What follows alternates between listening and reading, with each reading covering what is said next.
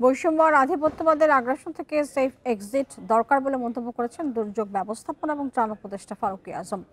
বরিশালে টাইফয়েড টিকা কার্যক্রমের উদ্বোধন শেষে গণমাধ্যমের সঙ্গে মতবিনিময়ের সময় এসব কথা বলেন তিনি। উপদেষ্টা বলেন, এতদিন ধরে যে বৈষম্য ও আগ্রাসন ছিল, জনগণের অধিকার বঞ্চনার যে বিষয়গুলো ছিল, সেগুলো থেকে জাতির সেফ এক্সিট হলে সরকার খুশি।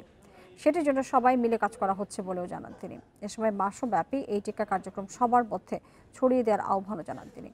বরিশাল বিভাগে 26,14,772 জন, বরিশাল জেলায় 6,01,716 এবং মহানগরীতে 97,590 জনের টিকাদানের লক্ষ্যমাত্রা নির্ধারণ করা হয়েছে।